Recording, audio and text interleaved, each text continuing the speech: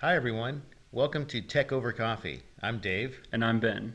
We're excited to share some tech-based topics with you today. We have some that you'll find very interesting. We'd like to begin by thanking Chipola College for sponsoring this video blog, this segment of Tech Over Coffee. We're excited to get that out to you through multiple means. We have our blogosphere. Yes. We also have our local CCTV on campus, our YouTube channel, Facebook, and many modalities. So we're just excited to collaborate and share with you. And Chipola College has such a vibrant environment to talk about technology and actually study it. So it's a good collegial approach for the look at technology and business-based concepts. So we're excited to bring some neat topics with you, share them with you today. So Ben, what do you have for us in the queue for our discussion today? Well, today we have two interesting topics. One of them will be Amazon. I'm sure we will talk about Amazon quite a bit on this podcast. They're Great. usually in the news a lot. I think each week we're talking about Amazon Yes. in some way. Yep. And understandably, they're always doing new stuff every week. There's always something new. And later on in this podcast, we will discuss AMD, the microprocessor company that produces processors and graphics processing units for computers and devices. So Amazon, we have continued with this theme of that financial look at tech companies, the FANG, the Facebook, the Apple, the Amazon, the Netflix, the Google, and how they're really shaping the environment. In 2020, even though we have many challenges throughout the global environment, the NASDAQ has reached all-time highs, which is the publicly traded environment for many tech companies. And Amazon's leading that charge in many ways. I can see that. We often start with this, but their stock price over the last 3 months has risen from just above 2,000 to 2,864 as of today, and it's up over 3% today. So Amazon is a forward-leaning firm. Yes, As yes. we're about to look at, there are so many competitive angles. You look at Google as an investor in SpaceX, which is owned by Elon Musk, the Tesla founder. So there's these multiple plays, but it's not really a stock topic, but Right. the funds that Amazon has help propel them to be creative. Yes. Amazon is one of those interesting cases where the business, they have a super solid business model. E-commerce has been growing for years, and Amazon being one of those pioneers in that platform has really helped them solidify super solid roots into our economy now. I mean, I think it's safe to say that most of us have ordered things from Amazon, or even have subscribed to Prime to receive those things quicker from Amazon. And them moving forward with all of these interesting, I'd say, ventures, help them stay ahead of a lot of the competition. And the topic that we're talking about specifically today is Amazon is making the second largest deal that they have ever made by purchasing the self-driving startup Zoox, or Zoox. We're not entirely sure how it's pronounced, but we're going to go by Zoox. And they believe, or it is, people are assuming that it's mainly for delivery and for like rideshare services and whatnot. Right. So Amazon being so proactive, one of those early e-commerce companies to not only survive but to thrive from that 2000 time period of, the dot-coms and then the dot-bombs, how many just failed, they floundered and weren't able to compete. It truly was the Wild West of Yes. the internet at the time. Yes, and so Amazon came out of that, had some very forward-leaning, proactive business strategies in place to not just sustain, but to actually capitalize on opportunities. And so some of those are with shipping that we'll talk about a bit today, with product delivery.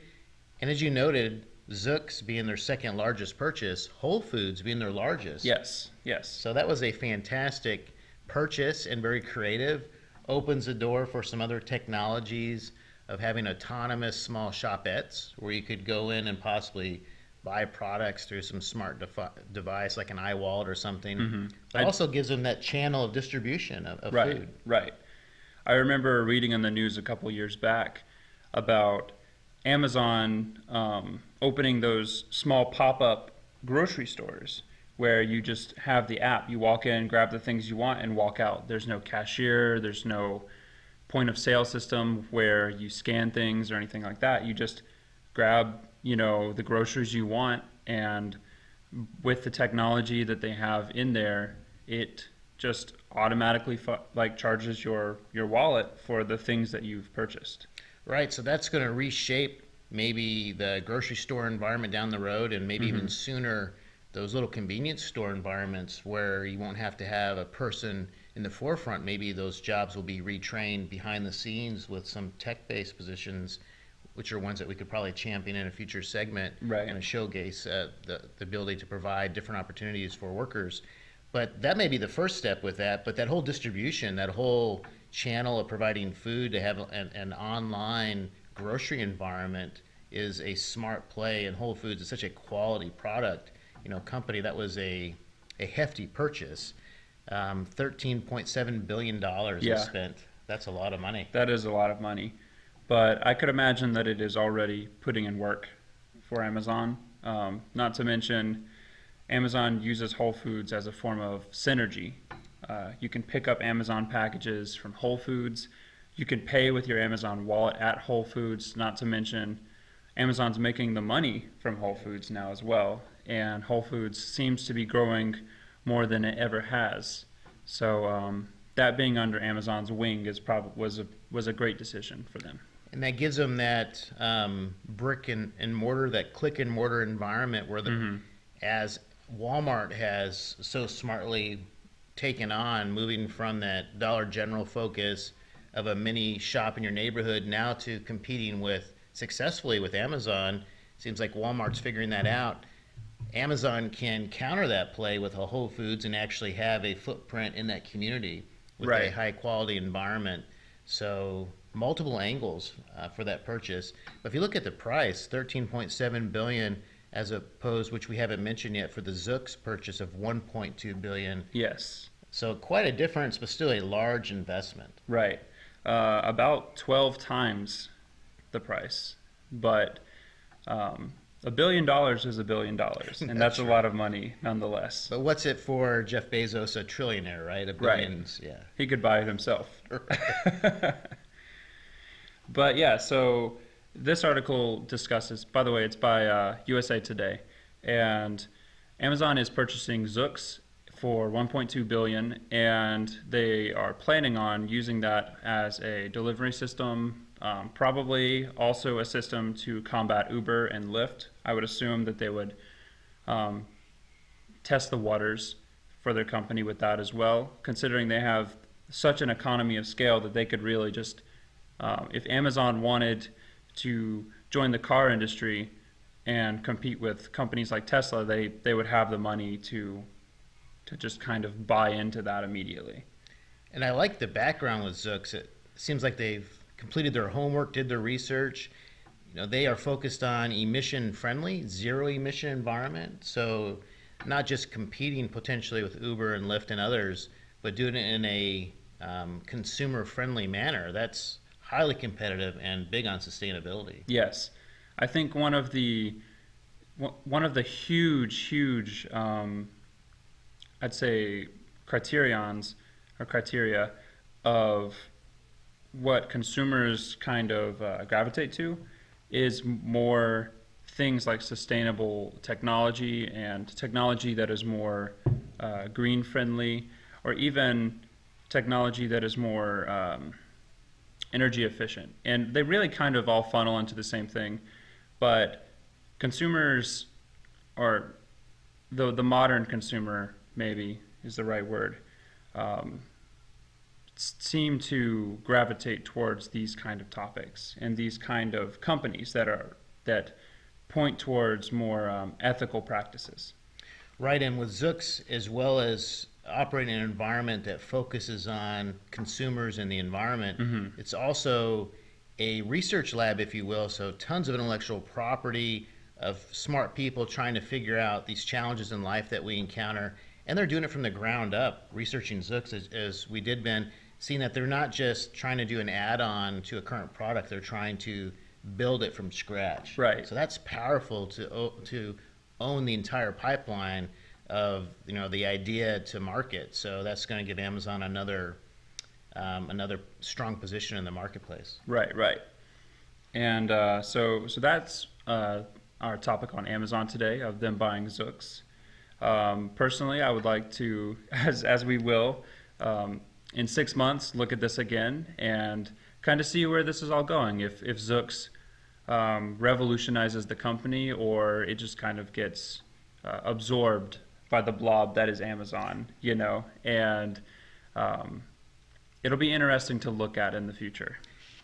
And 6 months is a great idea, Ben, because just reading some of the financial analysts on this purchase, it's not just maybe an initial competitive play for Uber and Lyft, as we were talking about earlier. It prepares them to not necessarily need to rely on FedEx and UPS and USPS anymore, that this could save them, one analyst thought, $20 billion a year. Wow. To have their own delivery system of these autonomous vehicles. Can you imagine what the future is going to look like? Yeah, I mean, the savings that they're getting from that are paying for the company itself. Most certainly. Oh, yes. That's right. 20 Just times. 1 month, right? Yeah, which that's wild. It is. So those are the type of thoughts I guess it takes to become a trillionaire. Yes, yes. I was talking with Dave a little bit before we started the podcast, and I was telling him Amazon's always 20 steps ahead of everyone, and they're always thinking 4 or 5 years in the future, maybe 20 in the future. Right. You hear talk about how Amazon could become a strong competitor in the FedEx type of product, even mail delivery space. So who knows what's in store for Yeah. that. So our next topic is AMD. We'd like to talk about them, the microprocessor company that has for a long time competed with Intel and NVIDIA, both titans of technology and computer microchips, as well as microprocessors. A lot of people have AMD has a connotation of being more of the generic brand of microprocessors, but lately they have been, in their own way, revolutionizing the industry, and they have been directly competing with Intel and NVIDIA as of recently. Right. So what a great topic, Ben. Kind of brushed up some old textbooks, dusted them off, looking at the topic of Intel and AMD from undergraduate courses and graduate courses, and even doing some research that we've shared through some periodicals. Wow, what a seminal topic and a very timely topic. Mm-hmm. So that was a great selection with AMD. Now, some research, something I hadn't thought about in a while, is AMD and Intel both came from the same electronics company of Fairchild, which I probably learned that back in the day, but I hadn't thought about it recently. Mm-hmm. And so the thought that they came out of that same family, they had that connection, which really bodes well for their initial agreements that they worked together. Right, right. And then that thought of Intel becoming the pioneer of chip processing, of CPUs, and AMD working mostly on just trying to repurpose those and improve them, and not really initially creating their own. Right. One thing I would like to add into this is, considering that AMD, Intel, NVIDIA, and all these companies are mainly microchip circuit style companies, the prototyping process of these of the products that they offer is extremely costly. I was talking with a friend who recently was learning a programming language that was basically a form of circuit design, Jeremy, as we will bring on this podcast soon enough. And basically, it cost hundreds of thousands of dollars to prototype a circuit for what AMD and Intel sell. So the economies of scale and the cost factor of this is insanely large for a company that produces technology when it comes to hardware, that is. And it takes time. So they have Yes. this great idea for a prototype. They have to develop it, and it's not something they can do in 1, 2, 3 months. It can take 1, 2, or 3 years. So they have to be very patient. Have to have the smart prototype, all the research done up front, and Right. the modifications have to be few to actually reach that goal. Looking at their stock today, as we were preparing for our podcast, it's interesting to see the trend. And we were talking about that trend of Intel and AMD. So Intel is still so huge. Their revenue was $72 billion last year in 2019. That's a lot of revenue. And it had increased 15% since 2017. So they are showing that progression, that upward tick. Solid growth. That's right. But AMD, so much smaller, but it shows that we'll get into in a bit with their focus on gaming systems, right? On GPUs. The thought of their revenue in 2019 last year was 6.7 billion, so much smaller than the 72 billion with Intel. But their growth since 2017 has been 28%. So that shows basically double the growth of Intel, and that could be a trend that's lasting. As you look at them, so we go back in time and kind of look at their progression over the last few decades, they've kind of gone back and forth with who has a stronger play at the time, but that's the current momentum right now. Yes, I wholeheartedly agree. Another environment that has kind of helped give AMD the gas, the fuel to move forward and to grow up to compete with Intel, which by what you showed, AMD being so much smaller, it's pretty wild that they are competing almost directly with Intel. The fact that if you go to like a Best Buy or a computer store and you see half of the computers have Intel processors and half of them have AMD processors, the fact that AMD being a much smaller company, it's pretty wild, in my opinion. Right, just how you framed that, automatically I thought of that marketing tagline with Intel of Intel Inside. So Yeah. Intel has owned the marketing. You know, they have had business processes in place throughout these last few decades, which I think is one reason that the difference is so dramatic. AMD now is just thinking of marketing and have kind of found themselves in these gaming console environments and the smartphone environments. Yes. You know, with the GPU type of play, and that's where we're headed. You know, as we talked about in our last segment of an Xbox or something like that, that could be the central hub of your home for data. Right. A central media system. That's right. Another interesting environment that AMD operates in is the cryptocurrency environment. A lot of people utilize AMD processors, and I believe AMD has specific processors for mining cryptocurrency now. And if you're unfamiliar, mining a cryptocurrency is basically it's almost like a notary. Computers act almost as a notary, where if someone sends, say, $100 to another person in the Bitcoin equivalent, which would be a very small amount of Bitcoin, but Especially today. yeah. And but if it probably 0.08 or 0.008 or something, but if someone were to send someone $100 in Bitcoin, before that person receives their $100, there is probably thousands of computers that make this race to authenticate the SHA-256 encryption on it. Basically, they solve math problems, and whichever computer wins the race is the one that verifies the transaction. And there's a financial reward for them to do that. Yes, so they get the fees. That's right. So basically, a stronger processor can solve math problems faster, therefore leading to greater fees and better miners. So it becomes kind of like the backbone lifeblood of cryptocurrency. Strong computers or dedicated processing rooms, which I would love to revisit that in a future podcast and specifically talk about cryptocurrency and the environment as well as mining. Maybe we'll do that. That'd be a soon. time to bring Jeremy in. Yes, Who's our absolutely. resident expert miner. Yes. But the thought of GPUs has that play in mining because Right. they're so powerful, and that's where AMD has their leverage right now. Exactly. And it's interesting when you look at GPU research is that Facebook has had huge positive strides by leveraging GPUs as opposed to CPUs because they can multi-process data and information because they're designed differently. Yes. But if you just base your system or your servers or your processing on that multi-functionality to begin with, that makes you more competitive immediately. I agree.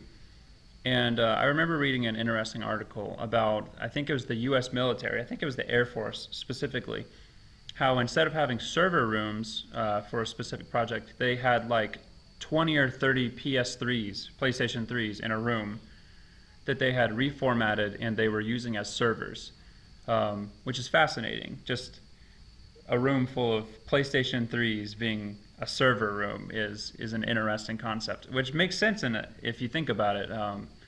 It's basically a PlayStation 3 is a processor that is a graphics processor because it plays video games. It has built-in cooling. It has built-in hookups like USB, power, everything like that. And if you optimize it, it would probably work astoundingly good. Right, and those gaming consoles have almost a better design in place. The thought was to get them to market as affordable as possible. So they're very much bare bones.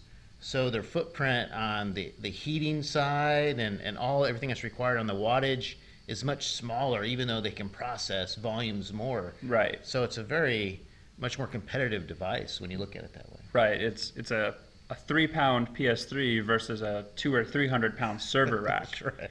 You know, if the PS3 falls on you, it's not going to crush you like the server rack. And probably a few of those could compete with a whole server rack. But yeah, AMD is a fascinating company, and I personally believe that AMD will grow in the future. And judging by the 28% growth so far, as their growth trend, I would say as our technology grows in our environment, AMD will likely grow as well.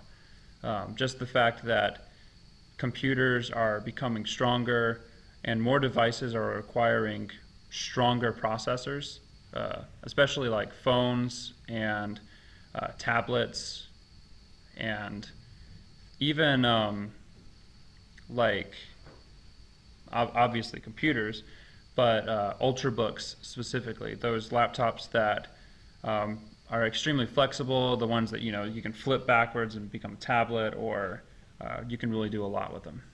And if you look at their financials even more, even though there's a disparity between the size of Intel and the size of AMD today, you can see that growth, almost twice as much growth since 2017. But also their stock price is actually becoming fairly similar. As of today, Intel stock price was $59.25. AMD's was $52.30. So that's fairly close when their revenues are so different. So investors are seeing them as very similar companies based on the stock price. So that helps AMD compete even more, I would say. I agree. Well, I think that is the end of this podcast. If you enjoyed it, please like and follow us wherever you are listening to us. And again, we'd like to shout out Chipola College, a wonderful college with really strong degree programs. I can vouch for that. I got a bachelor's here. And yeah, do you have anything else to say? So did we decide, is it Zooks or Zooks? I mean, which one are we going? We need to call Jeff Bezos and ask We do, him. we do. Okay. I'm going to go with Zooks. Oh, Zooks it is. All right. I agree. All right. Thank you so much for watching, and we'll see you on the next time.